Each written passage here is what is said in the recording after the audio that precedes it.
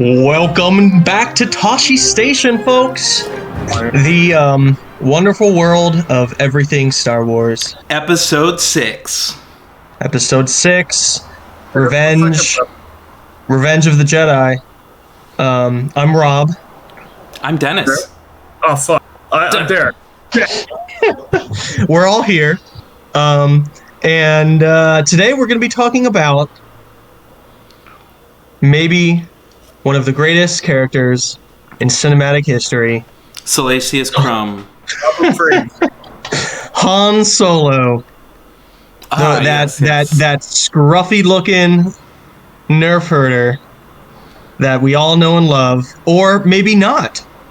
Dun dun dun. He's pretty likable. He's pretty freaking likable. It's kind of hard not to like that roguish charm, but you know, he's kind of a complicated character. I need to say something. All right, I need to start it just right off the bat. All right, Han Solo is your typical rogue player.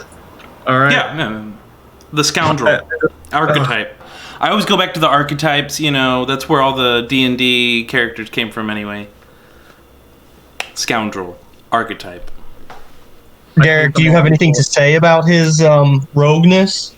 I feel Han Solo is actually the kind of the first and also the exception to it, because he kind of gives up on his past ways and you know, and kind of becomes this new person, really. I mean, by the end of the series, at least, you know, kind of the person that he's hyped up to be and the person that we meet is very different from his destination. Yeah. And why does he do it? He does it all for what? The pussy. What? Yep. like the most relatable goal that you could have, really. So he's a bard. Like the thing that unites all humans. Yeah. Oh god, this show's already off the rails. All right, we need to dial it back in. I'm sorry. Well, no, it's. I mean, so there's a lot of things to talk about here already, but to go back to what you were saying, like as far as archetypes, I've always considered Han Solo the go-to example of an anti-hero.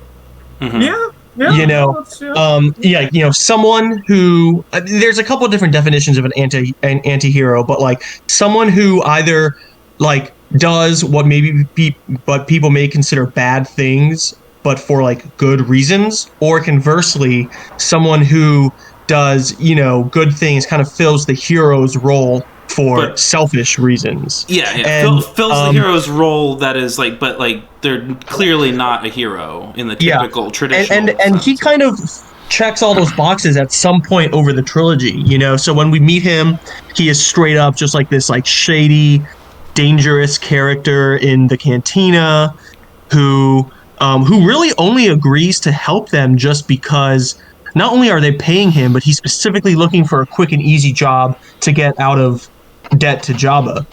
And then what does he do? He murders the assassin who's sent to bring him in. You're right there at the table, you know?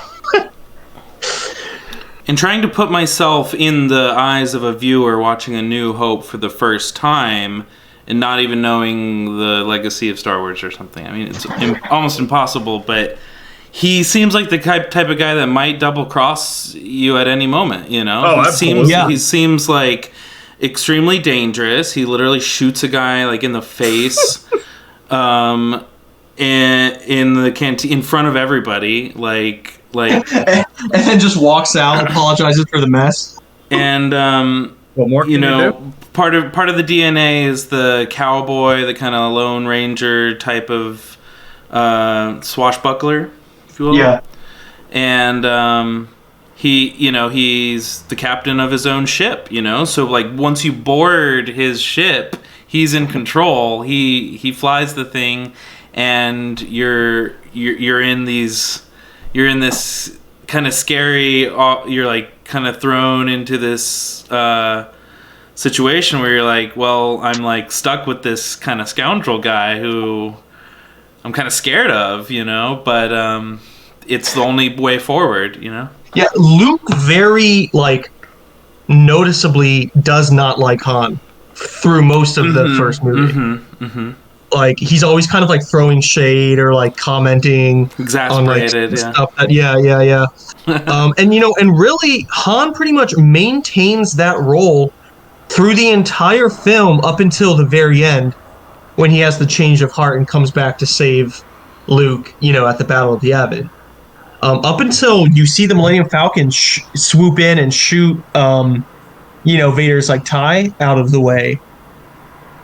Oh, okay. I didn't remember that specifically. He's gone, because like he leaves before the battle. He got his payment from the Alliance, and he and Chewie are heading out of there. And Luke's like, he's like, I can't believe A New Hope. You're talking about A New Hope? Yeah, A New Hope. And Luke's like, I can't believe you're leaving after all we've been through to get here. And Han's like, I don't care. He's like, I'd rather not die. Thanks for the money. Bye. That is really beautiful. That is really beautiful. Mm-hmm. But then he does come back to help because he realizes it's a surprise reveal. It's a surprise reveal. Yeah, I mean they don't hint at it really. But I guess he has the change of heart. He's like, some things are bigger than me. I can help them in this situation. And then stays on. And yeah, so then from there we get into like his kind of character progression until he's Mr. like General in Return of the Jedi Episode 6. Does he see Obi-Wan die? They're all three standing there. They're all right there. All three of them are standing there. Or four. He doesn't really seem to care that much, though, does he? I think he's just like, yeah, let's go. We gotta go out. We gotta go. Yeah. We gotta get going or something. Doesn't he say something about? There's the few times that he's the skeptic of the Force, and he's kind of like your everyday like cynical kind of person who's kind of just been beaten down and is just like he's ready to be just an ultimate pragmatist, an ultimate like selfish kind of like just doing odd jobs just to keep in the air. What was I going to say? But then he starts to learn about and witness the magic of the Force and the power of the Force. I'm trying to remember if he witnessed Darth Vader do anything, but I'm just trying to track where his skepticism may have been eroded. Yeah, well, that's a good point.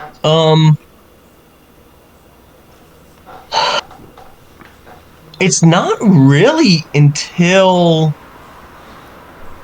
Episode 6, I'd say, that Han really sees firsthand like the powers of the Force being used. I mean, he may have seen some stuff during his time with the Rebel Alliance before Episode 5, before they go to Hoth.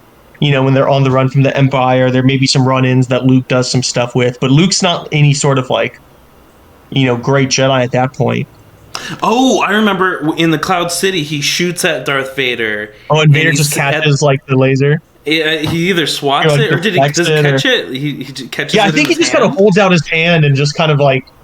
And there might have been a second one that he deflects, maybe, but. And then he pulls the blaster from. Oh, that's it. Hand. Okay, cool. Yeah.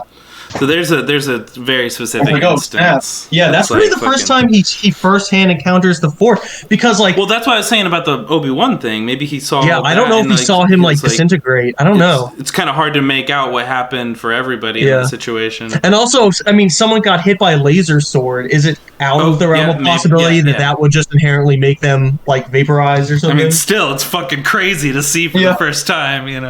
Someone being disintegrated by a fucking laser sword. Okay. I mean, honestly, Han has probably seen someone get disintegrated at some point before. Yeah. Wait, what do we have from Solo? Come on. But by a sword. Oh, God.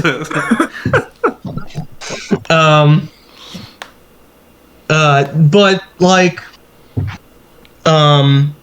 yeah, because I'm thinking, like, Episode 5...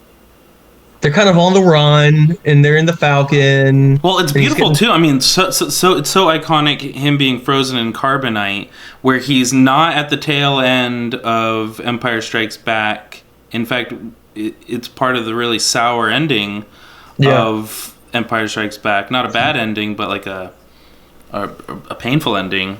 Yeah. And And then he's not in the very first little sliver of Return of the Jedi. Yeah, I mean, like the whole first act of. He's kind of there. Yeah, he gets rescued pretty quickly now that I think about it. The whole first act of the movie is about getting him back. And I love that. Harrison Ford has such great comedic timing. Yeah. He's not usually known as like a comic actor per se, but he's just so good. Like the whole time when they're on Tatooine and he can't see, and he's kind of bumbling around, but he starts to get his sight back, and he's like, it's great. Well, I keep thinking back to the moment where he's like shivering and he's like wet and he's like blind, and confused and all that stuff. And, like he just has hibernation sickness. Leia in her like weird like bounty hunter mask. Whoa, you made that sound really weird, dude. Holy shit. That will wear off in time. Oh, she's talking to him in the mask? That's fucking great. I don't remember that, but and he reaches out and he touches the mask and he freaks out. He's like, "Who are you?" And then she takes off the mask and she's like, "Someone who loves you." And he's like, "Oh, mama." He goes, "I know." Yeah. And then mist sprays at him. So, well, again, one of the things that's still good about the character is even when he does quote unquote mature and like come into his like a leadership role, he doesn't he's still not great at like what he does. It's kind of like one of the things about Han Solo is that he always kind of happens to get by on like luck. Like, I mean, that I think the whole luck element is just an archetype of the whole scoundrel thing. Yeah, like they're hot shit, but also it's just things just kind of like go their way and it makes them seem cooler than they are. Like, or I love when they're on Endor. You know, they have their little strike force on Endor. I was just about to talk about that. It's so funny. He like and he's like sneaking up. Pats the guy on the back, right? Yeah. And then just runs away. And runs away. And another time he's sneaking up on another stormtrooper, and he like steps on like a twig, and it snaps. And so then like the stormtroopers know they're there, and then they turn around. That's a good moment where he's just.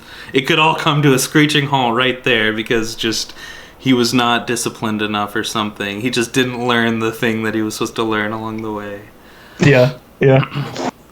And I think that's the thing too, where he's more relatable than Luke, because Luke's so hopeful all the time, and it's just like it's hard to beat Luke down.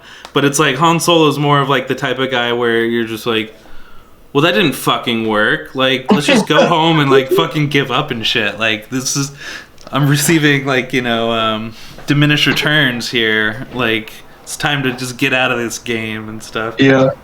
It's weird that you would say that, I think, though, because, like, most people think of Luke, the naive farm boy who steps into a wider world, is the audience stand-in. Mm-hmm. Oh, I guess when you're younger, but Han is also. I mean, they're both relatable characters. Shit, yeah.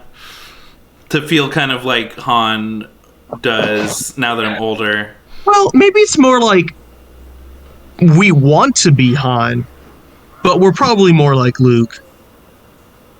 Or is it the other way around? I'd be fine with being either of them, but like, I think when you're older, you have more cynical, kind of pessimistic point of view. Where, I mean, I think the whole point of Luke being specifically a young kid was to show that the mind of a youthful person who wants adventure, who craves adventure, and hasn't been, just fucking pimp slapped back down to reality yet, like, is a great role model for children who are trying to preserve their ambition and their, aspirations and optimism and innocence and naivete too. So I think, like Luke's a great role model, but Han is relatable. Yeah, that's a good way to put it. What would Star Wars be without Han? Like, would there be? Could you have like another character? What role does he? Is his role essential?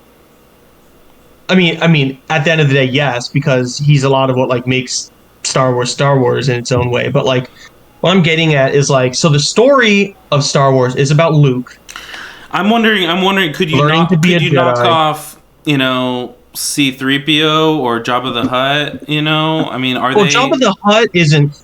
I mean, you could have technically any sort of alien like gangster stand-in as Jabba. It doesn't have to be him specifically. Could like the only reason on one hand like Han's there is because they needed a ship off of Tatooine. What if It was just Chewie. It was Chewie's ship. or what if they hired one of the other dudes in the cantina? What if they hired that guy with like the horns or like that Oxman or like I mean it would drastically change the film, the whole story, but like Could you do it without Han Solo? what does Han Solo bring to Star Wars?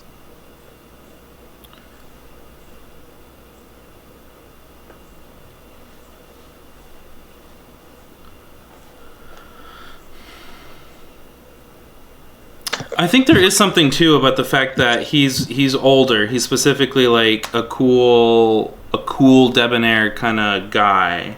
Mm-hmm. And we've got a guy who's really way older when at the start of the film, Obi-Wan, and he's trying to help the youngest kid, and you've got droids who kind of represent different things. I'm not sure what exactly, just kind of the those are kind of also audience surrogates actually, but Oh, honestly, I would say the droids are probably more audience surrogates than anyone else. I mean, they start off, I mean, I'm just they're trying the to main characters for the first solid 30, 45 minutes of the film. encapsulate all these energies, right? These little notes, these different slices on a spectrum, of like what each of them represents for the film, and it's very they just beautifully portray it all. I mean, there's so Yeah, you're right. Like that initial crew, Luke, Han, Leia, the droids, it's such a variety, Obi-Wan, it's such a diverse and Chewie. diversity. You have like six pieces of the pie. R2 was no slouch either, I mean. Yeah, I mean, I guess 7 if you include C-3PO and R2 separately. They do always kind of like exist as a pair. Yeah, it's kind of like joined at the hip. Mm-hmm. You can't have one without. I mean, that kind of changed a bit in the prequels. Yeah. Though I don't know, just the pairing of this super sassy get shit done robot with a paranoid, paranoid, very rule British. is the perfect pair. It really is. Gosh. C-3PO and R2-D2 are probably I'm almost going to say like the two most like iconic characters of Star Wars besides like Darth Vader. Like honestly, like more than Luke or Han Solo or Leia. You see the little white and blue dome and you see a gold robot. You already know, like maybe not so much Leia nowadays, but I feel like probably back in like the 70s and 80s and stuff,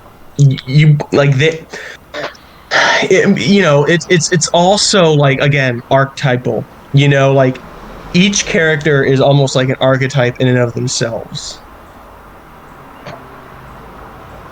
Mm-hmm. They're meant to be archetypes. Is kind of what you're saying.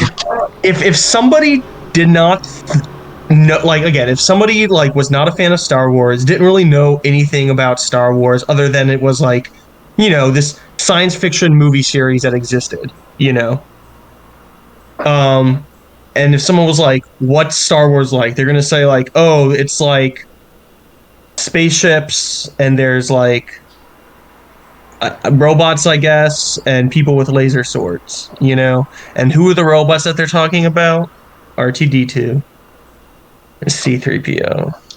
I'm kind of going off on a tangent here. Let's bring it back around to Han. Well, I was just thinking, like, because Han fulfills so much of that spectrum, you know, the only kind of character that could replace Han and it kind of have the same general structure as Star Wars would need to be just like Han anyway. He'd need to be like kind of like scoundrel kind of guy you don't trust. It would be boring without anyone else. But then over time he kind of has a heart of gold and he starts to relinquish his selfish nature and stuff, you know. So I kind of want to bring up two characters that really at the end of the day are intrinsically linked to Han, yet very much their own characters. Mm-hmm. So Lando Calrissian is, I feel like, kind of seen as like he's the foil to Han. Yeah, exactly. He's the foil to Han, and he's seen, you know, where Han is like rough and, you know, gruff and gonna come off with the attitude, but deep down he's a good guy.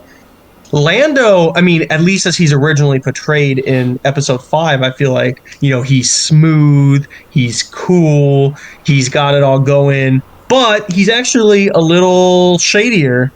That, you know, he sells them out to the Empire. He has the riches, but then you see his part of his soul is corrupt in a way that Han's isn't. You know. Well, but then of course he comes around and helps them anyway. Redemption arc. You know. I mean, you know, honestly, as a kid, Han-esque, in fact, redemption. They're very similar. They're very similar. In some ways, like Lando is almost like how Han sees himself. Except, you know, dude.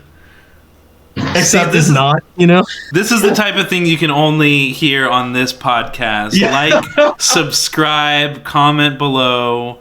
You know, we earned your like with that one. Yeah, and so that's...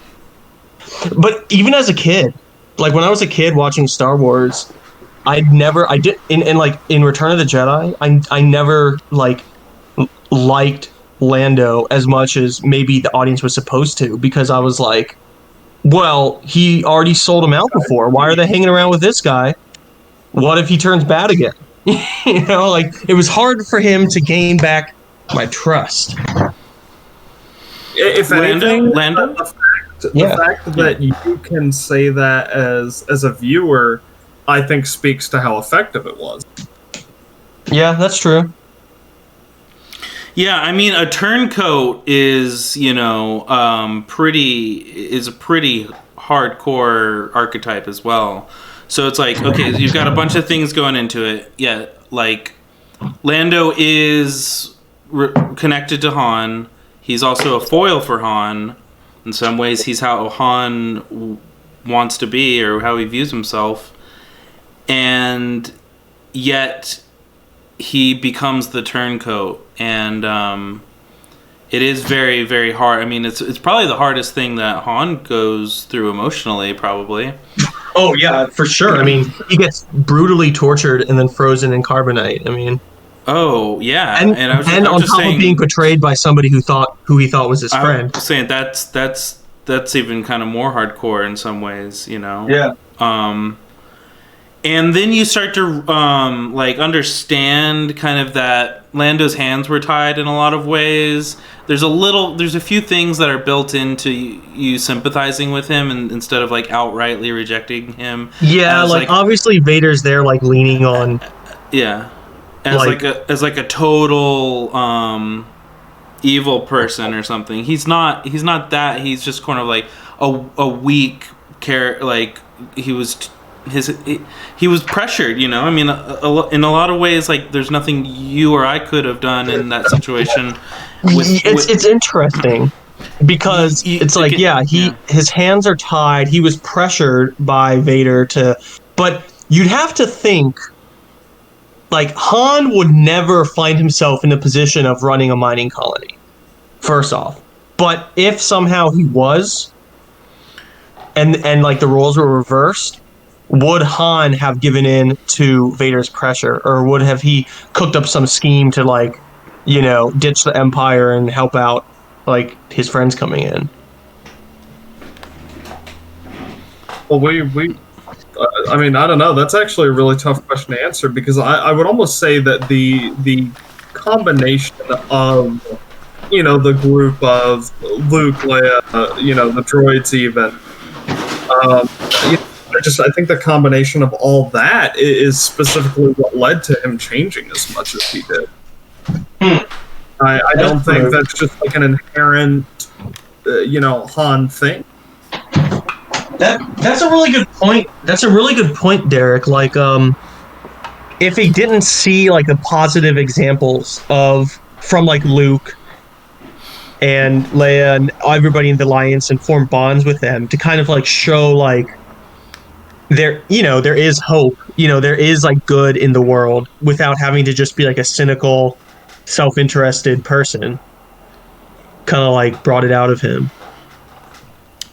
And his tune starts to change actually right when he sees the kind of like the thing that Luke is doing, which is saving the princess, and he's kind of like already in love with her at first sight, and he does become sort of like aligned with their whole mission once he kind of like sees the reward of well, he doesn't really start in A New Hope. Oh, they have a very Much Ado About Nothing kind of. They don't really have much. Yeah, it's kind of funny that actually like Leia and Han getting together ultimately is really kind of a perversion of like stereotypes, because like in the classic like hero's journey, you'd think Luke, he's going to become a hero and he's going to get the princess and it's all great, but Han's like, nah man, let a man take this one. Good thing he did. That could have been pretty messy situation if Han hadn't stepped in there and done that. Your sister, so I will. I'm thinking of so many Kylo Ren jokes right now, dude. And the audience, still gets the iconic kiss before they knew with Luke, before they knew how disgusting and incestuous. Oh, in the Hoth medbay. Oh, okay. It was okay. Yeah. That was early on Empire Strikes Back. Yeah, but the thing is though, they kiss, but honestly, that kiss is a result of Leia wanting to get under Han's skin and not her feeling any immediate true attraction to Luke. Mm-hmm. She knows it's gonna piss Han off, so she kisses Luke.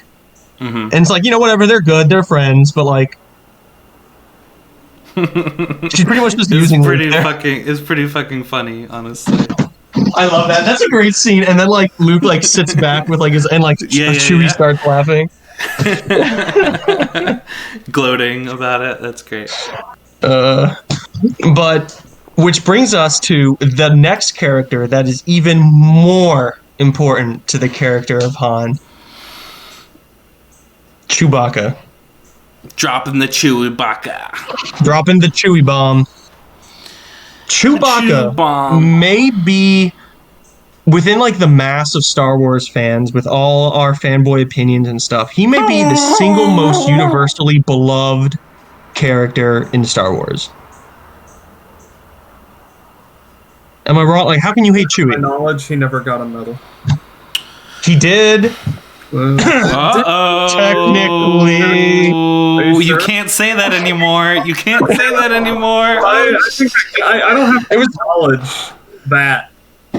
It was essentially the equivalent of getting a Lifetime Achievement Award at the Academy Awards. Them just going, we never awarded you for anything you actually did, and now that you're old and gonna die, here's like a participation trophy. No, you know what? My running theory on that is that they pulled the medal from Han's smoldering corpse and gave it to Chewie. Just acted like it was a new medal. Nothing can change. He wouldn't be wearing that medal on him when he's that was his crowning achievement. His son, fuck that, 100% the medal.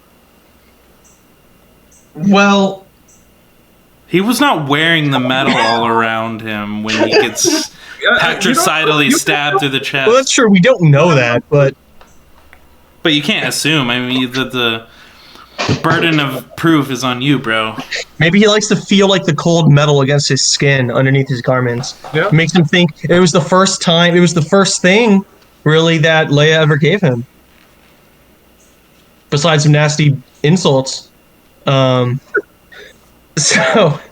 let's take it back to the Wookiee himself, Chewie.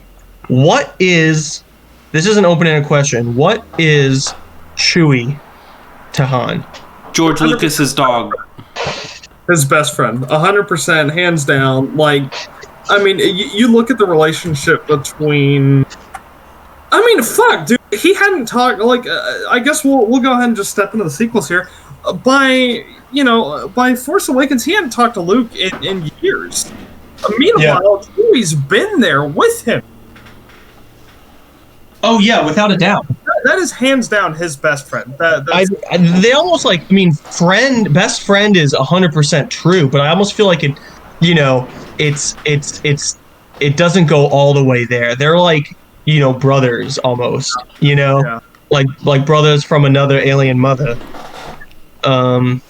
Much hair. And what? So, and it's a great relationship because Chewie looks at like this big freaking monster and he's super strong and extremely capable, mind you. Chewie is knows his shit, but he's also just like a goofball. He's a sweetheart, and I kind of feel like it's in some ways you need Chewie to make Han as believable as he is, because it's like without Chewie, like the presence of Chewie shows you that here's like this, ultimately like lovable and capable and loyal Wookiee.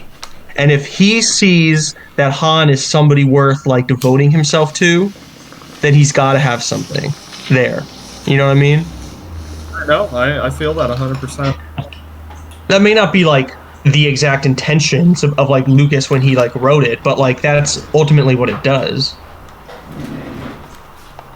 Which always made me mad. I mean, I hate how at some point in this podcast we always get pulled into talking about the sequels because it's kind of unavoidable, especially when we're talking about Han.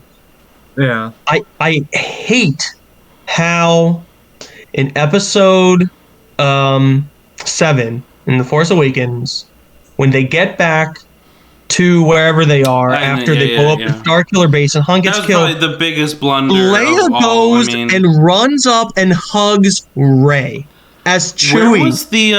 Where was the standing right there?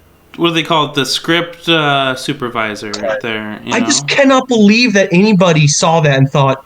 Did anybody even say? Know what's really interesting about it is the whole point of Chewie is to see how people react around him, to see if they're kind of xenophobic of what he is, or if they can like actually make the cross the aisle and see him as a living sentient being with dignity that you can communicate with, and that is such a problem in the film that it highlights that the writers of the film of that one do not think of Chewie as a pivotal central character. Yeah. They make him as the dog. Like, oh, he's just there. Oh, that's so accurate. Well, he is based on George Lucas's dog. Oh, fine, originally, in part. Like, but there is no like that. Almost like is not real. Like that moment is like not canon in my head. There's no universe in which Han Solo gets killed and Leia, who has known Chewbacca, as Han's like best friend, her ex-husband's for decades, wouldn't go up to him. Yeah, and I'm wondering, like, even the actor goes and hugs Rey, who she literally just met, like a few hours ago. Yeah. So originally, it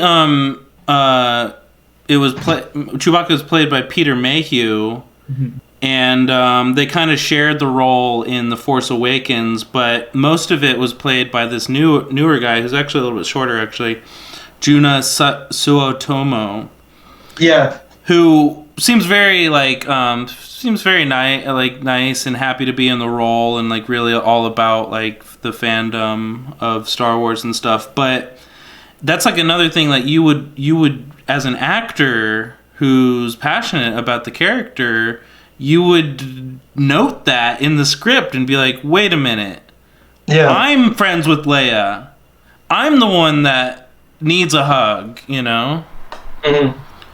I think I've said this before. No words were shared at all. It's really a travesty. Yeah, it's a disgrace, honestly. Like everybody knows the bond between Han and Chewie. You know, well, I mean, like Chewie goes beast mode when Kylo kills Han. You know, when they're in wherever they are, the reactor. Mm-hmm. That's a cool moment. That's a cool moment. I mean, that you feel that there. That's good. I mean, that is what would happen. But then that's just like. It's I think I've said this before. I expected in the moment watching that in theaters, I thought that like Chewie was going to go even more beast mode and end up absolutely killing everybody, like bringing the whole place down, and he was essentially going to die like in like the implosion or whatever. You know, he could have done that. I think he has a similar death in a just go like kamikaze EU book. Oh, in the Legends EU, he sacrifices himself so Han's son can escape this one planet during the Yuzan Vong War, and then it puts Han, and Han spirals into like depression and like alcoholism for a while after Chewie dies. Wow, but of course, that's a legend now. I mean, that's the thing. I mean, if you're gonna use these characters, though, it would have been cool to just unleash Chewie at some point during the thing. Like that's it. Like he would have killed Kylo. I mean, I don't know, because Kylo is Han's son. That would be a tough call. Exactly. Because I feel like if anybody but Kylo Ren had killed Han, Chewie would have murdered that person. You could maybe make a case for the fact that Han and Chewie... Okay, this is me being an apologist again, sorry.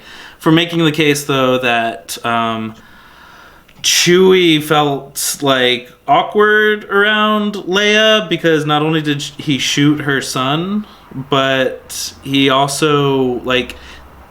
They've been divorced for a long time, and they've... Han and Chewie have been, going around the galaxy doing basically what they always used to. So you're basically saying Leia and Chewie had a falling out off camera? Like Leia and Han, yeah.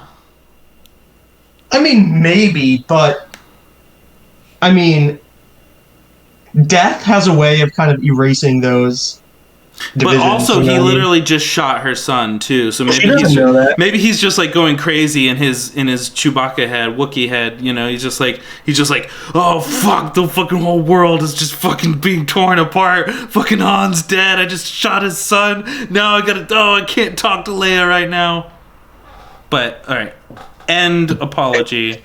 It was a travesty. God damn it. Except it sounds, in his head, his internal monologue sounds more like...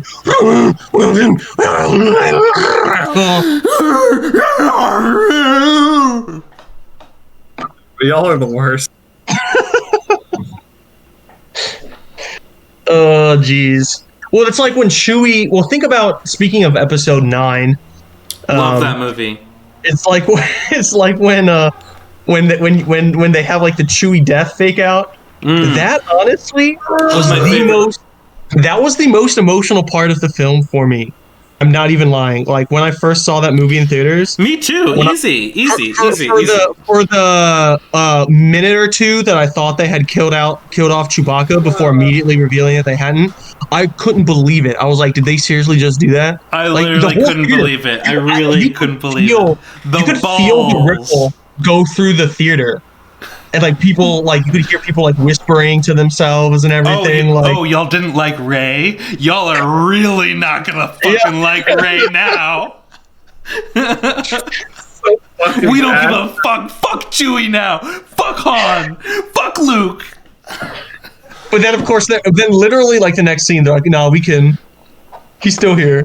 because there was another ship that you didn't see that He's they put him in, and alive. somehow he was stuck for that one. And Lando's here. He's cool, right? Lando's been sitting here in this desert for decades, Just doing fucking absolutely nothing. Smoking weed with the He's just fucking chilling with the alien burning burners, fest. you know? Very sense. Lando thing, honestly. Makes sense, yeah. In some ways, it's all just a culmination of just like, you know, this like kind of like stoner ending of like, oh, where'd they all end up? You know, what's Lando doing? Oh,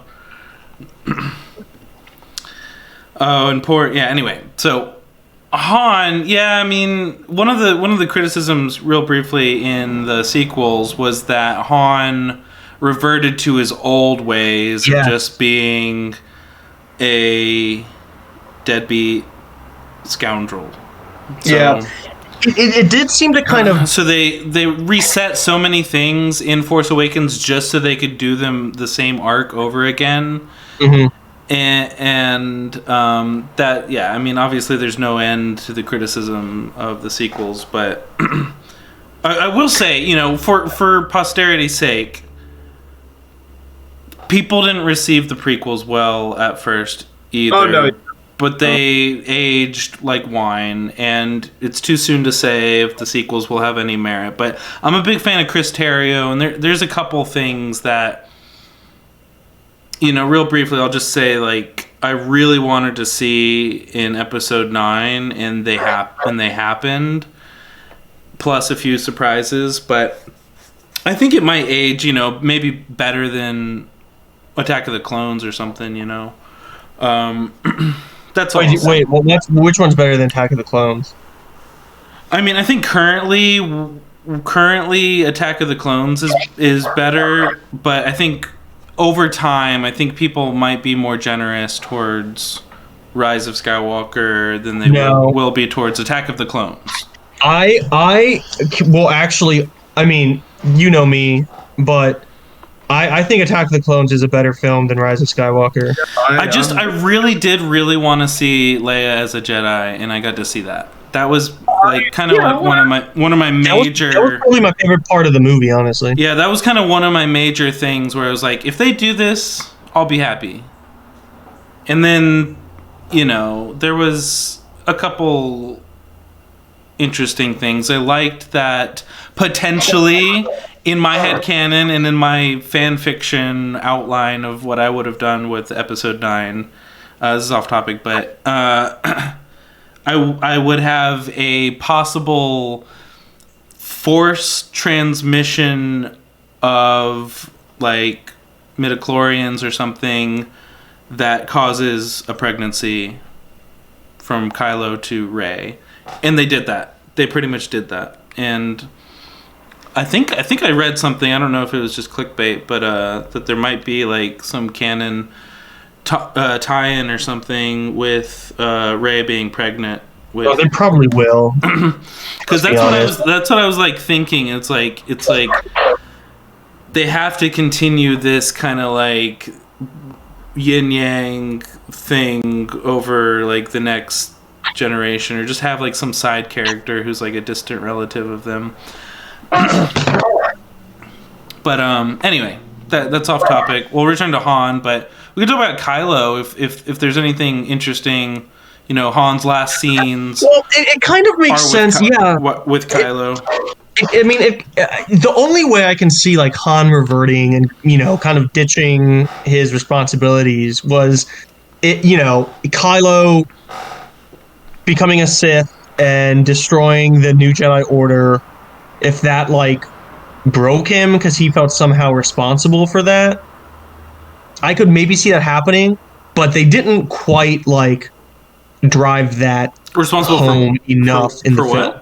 Well, I mean, like, if he felt partly responsible for Ben's turn, you know, as his father. Like, I failed as a father. Did he learn this from me? That sort of thing. I could see that. And maybe that's the way they kind of played it. It seemed kind of more like, oh, our marriage fell apart, so I just left. But, like, again, There it could be speaks to some just like the utter dark ineptitude with which they made these films. But some dark tragedy that happened. Maybe. yeah, Yeah. I could see that working because, so I remember one time Derek and I were talking, and I came to the realization that if we were gonna remake the sequels with maybe the very, very basic skeleton plot still in place, but making it better. Like I would have made it so where like Han is leading the resistance and Leia leaves with maybe R2 and C3PO to search for Luke. And then Rey and Finn would stumble upon Leia out there because she like senses them or sees the Falcon and is like, "Oh, what's this?" That would make a lot more sense than Han just randomly like transporting a bunch of monsters just because. A job. Leave the man alone. Yeah, what's a job? But it's so contrived. It's like, of course, Han happens to be right there. It was dumb. If they're gonna make Leia a Jedi, that would make so much more sense. She would sense something is going on and be like, "We need to go over here." Mm-hmm. Yeah, they should have had kind of like that moment at the end of Empire Strikes Back, which is like, no, wait, we got to turn around.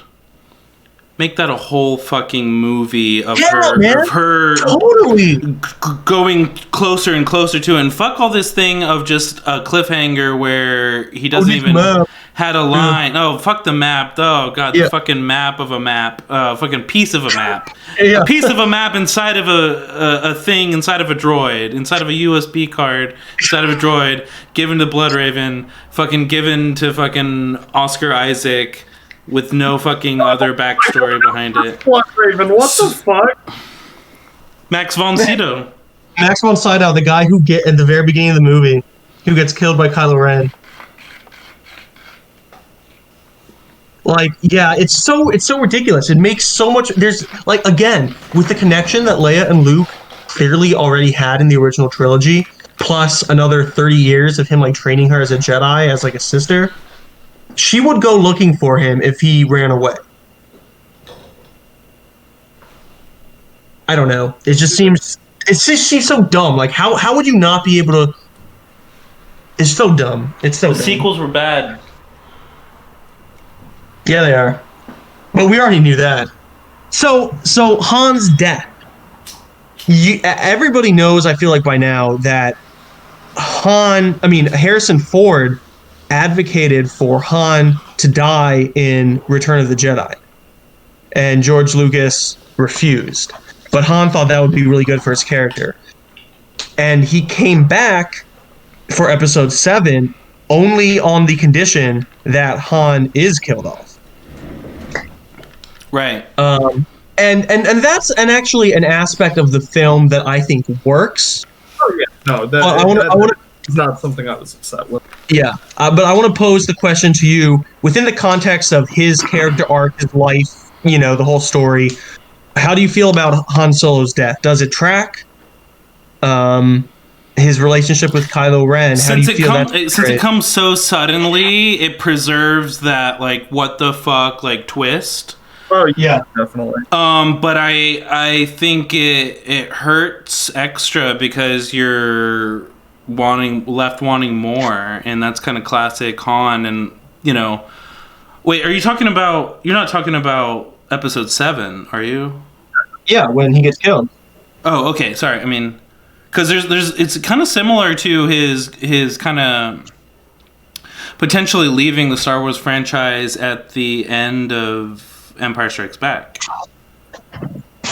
and he eventually came back for the third film, but him being frozen in carbonite was a potential exit for his character. Yeah. If he didn't want to return for the third film. So I kind of feel like it's a little bit similar to that, where it's like it's a sudden loss of this character that you don't really understand, and it's like, but it's definitive, and he didn't want to. It's behind the scenes Harrison Ford negotiations that are leading to the major, arcs of his character. Mm-hmm. Well, the funny thing is, I think it actually works. With its, no matter how it came together behind the scenes, it further motivates Kylo Ren too. Yeah. Yeah, I mean, so it's his son. He's gonna go out there and he's gonna, open himself and lay himself on the line for his son. And Kylo Ren being a little shit, kills him. And it does kind of come suddenly, but death is like that, right? It's sudden and final. No, I mean, I think the whole thing just kind of works out well. Yeah. And it's a good scene. It's probably one of the better scenes in that movie, if not the best scene, I think. The entire sequel trilogy, if we will. Yeah, you know what? You're right. And, I suspect, because I knew a bit of the backstory... What? What did you just say, Derek? Well, I mean, I said maybe in the entire sequel trilogy. Oh, okay. You said that's one of the best scenes in the whole...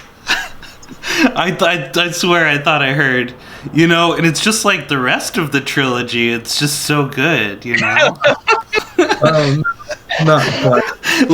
like delivered just purely without irony or sarcasm. Just it really caught me off guard. I was like, what? Wahooga.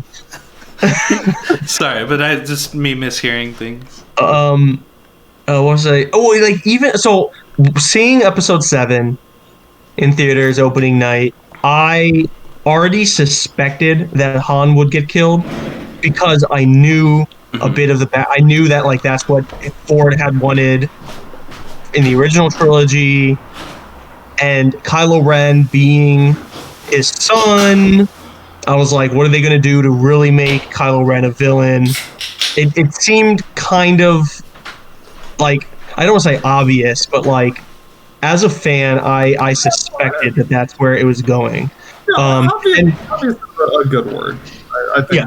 I think that's fair. So watching that scene, even the first time, I felt a fair amount of tension because I was like, are they going to do it? How exactly are they going to go down? That was a good scene. It's a good scene.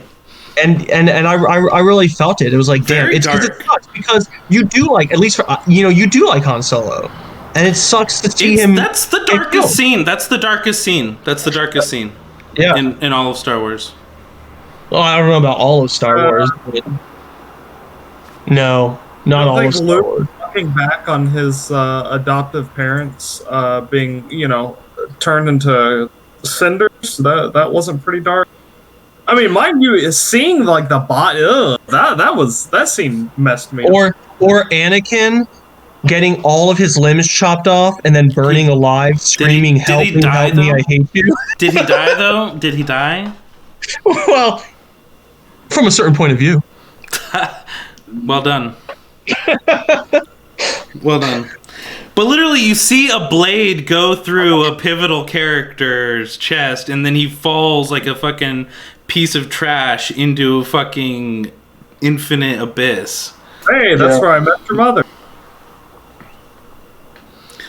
He should have said something as he was falling down. He should have been like, I don't know what he would have said. I got a bad feeling about this. God damn. Don't get cocky, kid. Epstein didn't kill himself. What? No. I shot first. Yeah. Oh my gosh. Okay, now that you said it, we have to bring it up because I like how earlier in this conversation we were all just working when we were talking about the introduction of Han. Everyone just goes off the story point that he shoots Greedo, which every real Star Wars fan agrees that is canon. Maybe one of the most notorious edits in film history was George terribly retconning that scene where Han goes from shooting Greedo in the middle of their conversation to Greedo shooting, missing, even though he's sitting across the table from him, and Han shooting back in retaliation. All right, check this interpretation. Okay, Huh? sorry, go on, like finish. I was just gonna say, I'm interested in hearing what you said, what you're gonna say. I was just gonna say that right there is disappointing coming from Lucas, because it almost seems like a fundamental misunderstanding of the character that he created and what makes him cool in the first place. Like the concepts of show don't tell. That right there shows you all you need to know about him. And then like changing it is a big change. Maybe he just realized that like Star Wars had reached a saturation point in society where Han Solo was going to be in the collective imagination of little kids and toddlers and even babies everywhere. And he wanted to remind people that Han's not a bad guy, even though he starts off as not as like a kind of neutral, chaotic neutral kind of guy. Well, that was exactly his intention. He was going, I wanted to show that Han's not a bad guy, but that's the problem, though. But it's like I'm saying, he's become such an important character to people who not even seen the movie. It's saturated into pop culture. That's a terrible excuse, though, creating a new edit to make him more of a decent person who only shoots in self-defense. But that's not the character. If you have a story of a rogue, you're popularizing this concept that people should be good people. You know, heroes are good people. Well, that's the thing. Over the course of the trilogy, you do see that he is a good person, and he changes. But if you have him shooting somebody in self-defense at the beginning and only with self-defense, then it's not really that big of a change. Later on, when he decides to do the right thing and come back to help Luke in the Battle of Yavin. I mean, was it in self-defense or was it murder? Well, that's the whole point. Greedo shoot. If you go back and watch like the remastered cut, Greedo fires, misses, and then Han shoots. George Lucas is probably like, I don't think it's good that we have one of our heroes shooting some guy first. We should probably make sure that the audience doesn't think he's like a bad guy.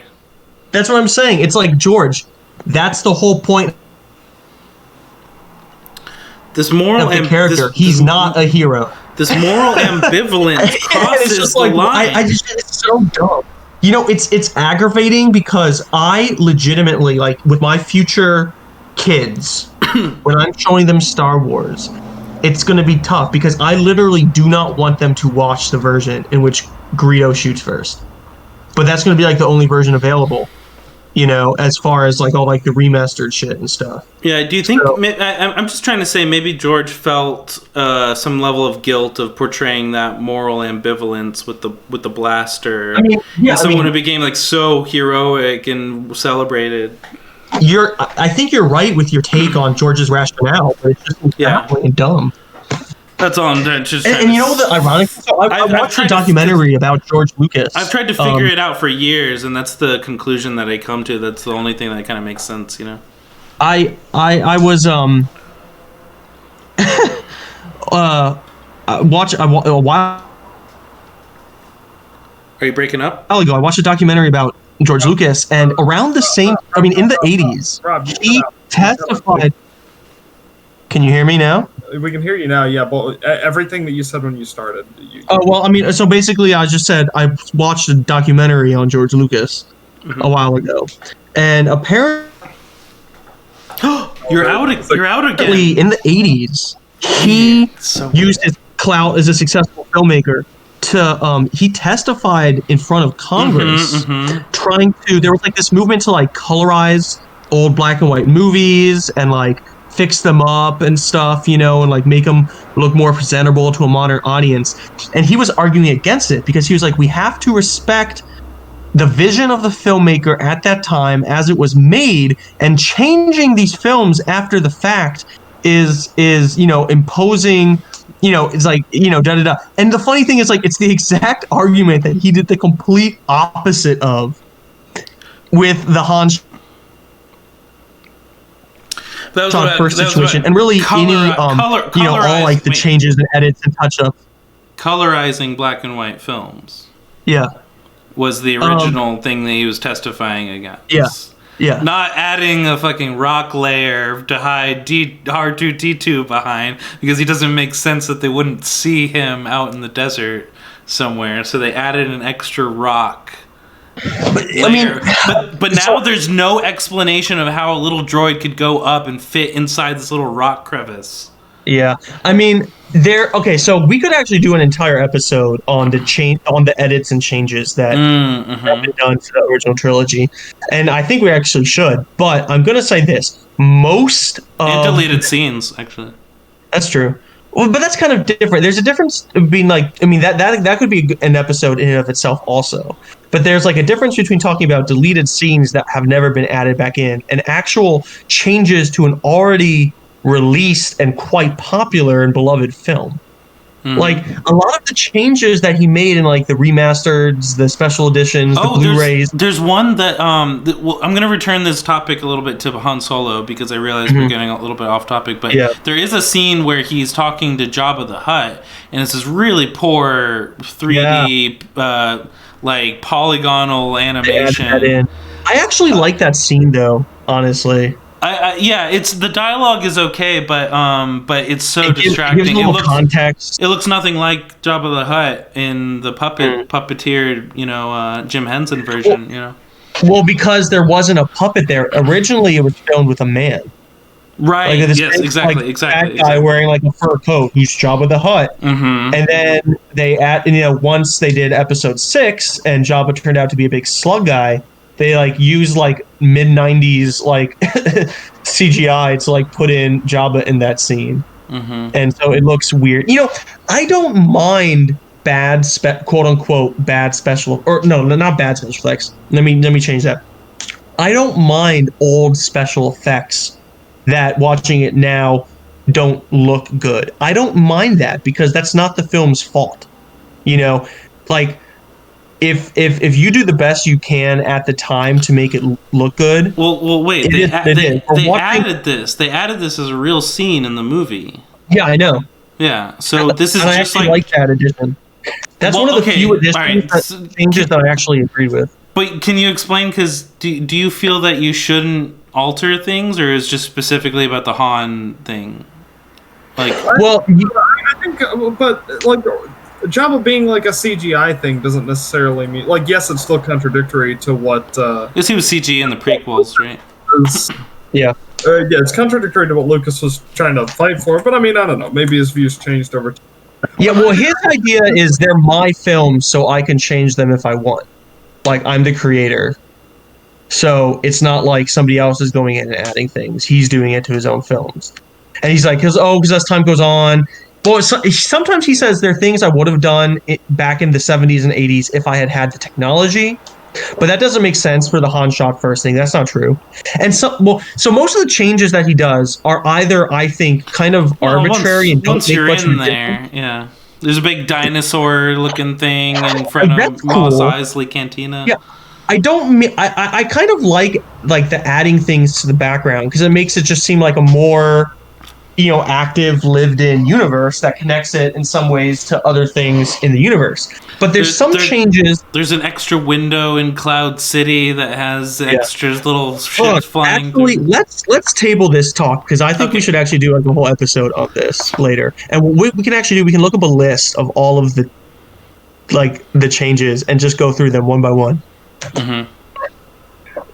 So anyway, back to Han. Well, what else do we have to say? I mean, he lived, he died. He was a badass. He shot first. He lived, he died, he shot first. Shot first, asked questions later. Hooked up with the space babe. Had an evil son. Space bro. Had an evil son. I mean, what are you going to say? He's Harrison Ford. He's Harrison Ford. Harrison Ford is Han Solo. Han Solo is Harrison Ford. Yeah. That's the thing. There's an entire movie and it couldn't recapture a single mote of his essence, you know? How about because that? he's Harrison Ford. How about that? We just spent an hour talking about Harrison Ford and did not mention the movie that's literally bearing his name. Yeah. So let's talk about that movie for a second, shall we? Yeah, let's talk about it. That's what we haven't talked about. Yeah. So, very pointedly, Han Solo is not Harrison Ford. Disney. It's, what's his name? Aaron Rock. Yeah, it's like some German name. Aaron Reich. Alden Aaron You know, Reich. honestly, I think all things considered, he doesn't do a bad job. It's just his unfortunate position of not being Harrison Ford. Mm-hmm. People are going to give him shit. You know, it's common for people to not be Harrison Ford. It's like, you know, sorry. it's very Most people in the world common. are not. Yeah. Like, even that's an understatement. I think like 99.9999% of people are not Harrison Ford. How many? What's the world population? 7 billion. So I'd estimate that there's around 699,999,999,999 people who are not Harrison Ford. Yeah. And Aaron Reich's one of them, but he played Han Solo. And his portrayal of Han Solo was not the weakest part of the film, in my opinion. It wasn't the best part. It was, you know, I think he looked okay in the role. And you could tell he was, like, working on, like, capturing some of Ford's mannerisms. Is sometimes more successful than others. My bigger problem was I feel like it was the whole movie was just kind of superfluous. It was weird to try to watch someone try to capture through force of acting something that is clearly just a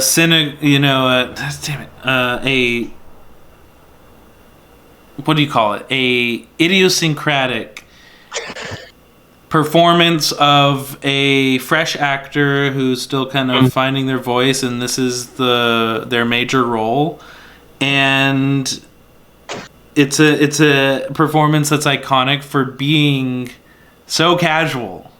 Like he's like, I don't know, fly casual, and that's like that's one of my favorite lines. That's like his whole thing. He's just like so already in the zone. It's written for him, I believe. And yeah, you know, you bring up a good point with like the inability to separate the actor from the character in this case, because Aaron Reich is not trying to play Han Solo in the Solo movie. Aaron Reich is trying to play Harrison Ford playing Han Solo. Ooh, that's good. That's good. And that's what makes it kind of off. It's kind of like Nicolas Cage or something, you know? There's a certain character that is literally just their personality that bleeds into all of their roles. And you can't recapture that lightning in a bottle because it literally comes from their organic personality essence. Yeah. It can't be replicated. Blade so Runner.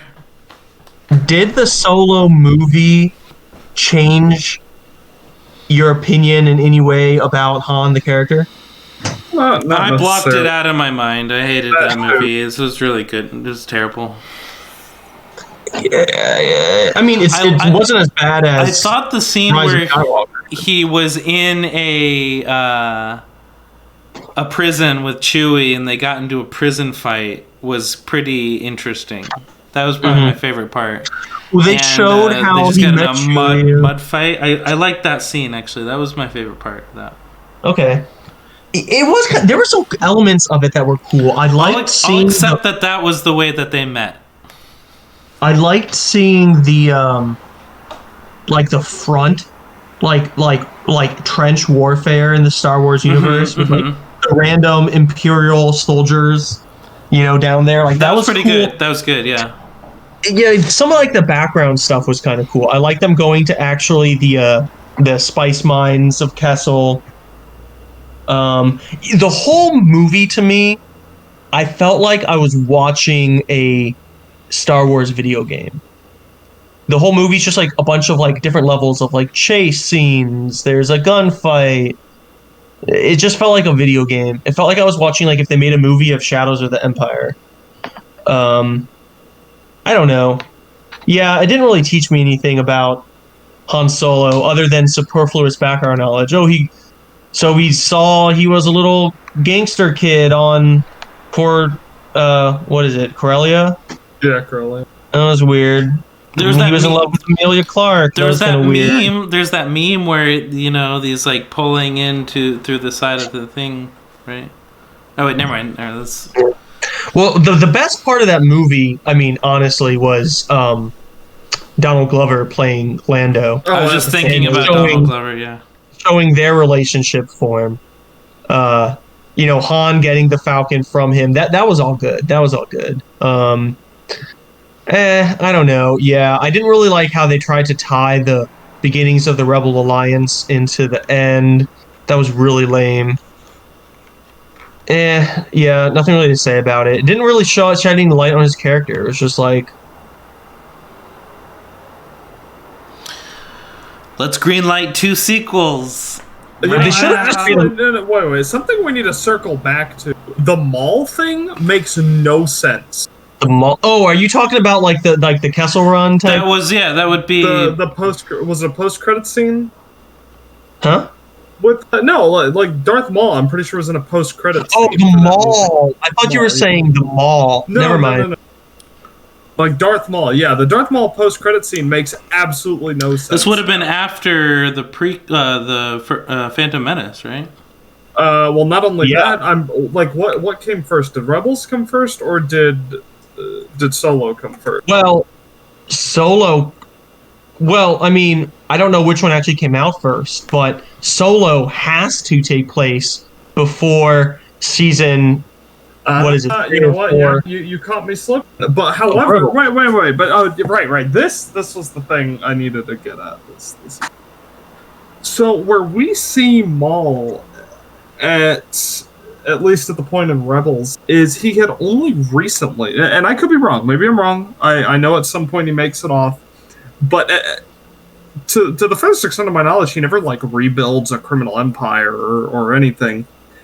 He just starts showing up again and doing weird hermit things because he had been imprisoned by Palpatine for so long. So that's actually like now that I'm thinking about Solo, that's a pretty big inconsistency. But that's neither here nor there because that has nothing to do with Hans. It's in the movie, but Kill me. Yeah, so he would have had to have lost his robot body and then gotten a new normal body? Because he was like in a normal body in that scene, right? No, he has robot legs. In that scene? Yeah, you can't really see him. In Solo? You kind of see him a bit under the bottom of his coat. Oh, really? Yep.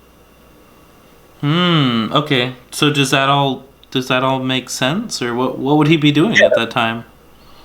Well, well, no, there's an implication. So in like the final,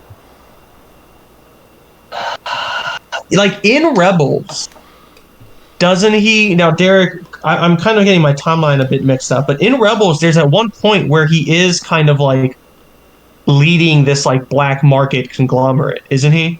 No, not in Rebels. I don't Are you think. sure? That was in Clone Wars. Yeah, that's it. In Clone Wars. Oh, I'm sorry. I thought you said in Rebels. Yeah. No. I did say Rebels, but you're right. So that's not like the final season of Clone Wars. He's seen putting together this sort of like, black market cabal, which I assume is what he's heading in Solo. Mm-hmm. So Solo may take place, entirely before Rebels, where we don't know exactly when Solo takes place. Obviously during the interim period, those 20 years, but like, so I guess, and Rebels takes place, what, like 5 years, 4 years? I think it comes down to 2. Okay. So more than 2 years before Episode 4 is all you need for Solo to take place. Yo, they should have had Amelia Clark in old lady makeup in Rise of Skywalker. Uh, She should have come and like met Leia. She was like, "I'm his first love." Yes. Mother of spaceships. okay, Yeah. apparently this is the timeline. Solo takes place about 11 to 14 years before A New Hope. Therefore, it kind of checks out, but that doesn't explain how Maul was in captivity by Palpatine for a really long time. Yeah, but not. He was in captivity with Palpatine, but Well, he you know what? escaped. You know what? No, you're right. You're right. The last season of Clone Wars, Yeah, he's already decanonized out. that. You're right. Oh shit. Okay. What did it Yeah, what did it decanonize? It was canon Yeah. previously that Maul had been in captivity by Palpatine for a really long time. But that now changed because Before what? He's just in captivity, I guess, in between. What you that happens at the end of season 5 of Clone Wars, maybe. Yeah, around there. And then he gets out sometime during 7. So, however long all the events of season 6 take place is when he's, I guess, in captivity. So, interesting point. Okay, what else about Han Solo? He loves Princess Leia. Give me Solo 2, where he will fight Darth Maul. Right? Like, what do they want to do with that? I thought that New implied actor. like a Maul movie. I don't know. Maul, a Star Wars story. Maul's going to show up in the Kenobi show. Maul, a Star Wars story, was probably like very close to being Greenland, and then there was like all those allegations against what's his name, Ray Park. Ray Park. I'm just waiting for Jar Jar Star Wars story. All right. Any last thoughts about Han Solo? Harrison Ford. That's all I got. Yeah. My favorite part. A pretty cool guy who doesn't afraid of anything. Dig deep. All right, favorite Han Solo line.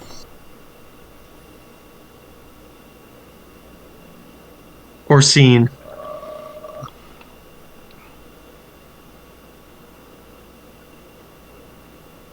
I mean, you pretty much encapsulated my. You know, maybe when he has to open the tauntaun and he's like, "Ugh." Who you calling scruffy looking? Yeah, I kind of like. I don't know why I love it, but in the first one, when they're busting Leia out of the Death Star and they impersonate the stormtroopers, and there's the firefight in the guardhouse, and then the guy comes on the intercom. That's everything good there. And he's like, oh yeah, everything's fine here. Yeah, he shoots the intercom. That's really good. That's so good. It's smart. And he's also kind of like the Sokka, you know, where he doesn't have the powers. Yeah. And he doesn't have the riches. He just has his own wits. You know, he's the part of the team that's like. I love that you made that reference. By the way, he had to, or the Hawkeye. Hawkeye would be another example of just like a guy who's just really good at the thing that he does instead of being supernaturally inclined. Sokka's a way better Han Solo analog than Hawkeye is. Mm-hmm. Sillier for sure, yeah. Silly, kind of like roguelike. You got like the luck factoring in a lot of things. He makes a lot of really good funny faces too. Han Solo makes like a lot of. I like where the thing actually it's pretty similar to this thing right here. You can't see it, but it's on my screen. Of the where he's like tweaking on something, and he's just like.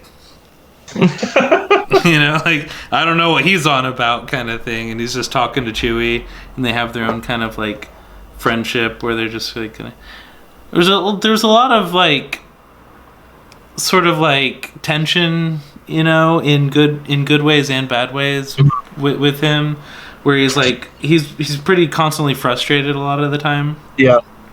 And, like that scene at the beginning of Empire Strikes Back when they're trying to get out of Hoth and like they're repairing the Falcon and Chewie's up like on the Yes, top, like exactly. soldering something, and then it starts smoking, and he's like, "Arr!" and John's like, no, that one goes there. This wire goes there. Yes. Just good shit like that. All right, well done. Well, please, thank you for tuning in. If you'd like, subscribe down below. Comment for, give us any ideas for topics or ask questions. We'll answer them. Like, comment, subscribe if you're not already, which you probably are, but here's another chance for you too. And my name is Dennis. I'm Rob. I'm Dirk. This has been episode 6 of Tosche Station, Han Solo. Yabba Thanks dabba for doo. joining Bye us. now. Remember, folks, always fly casual.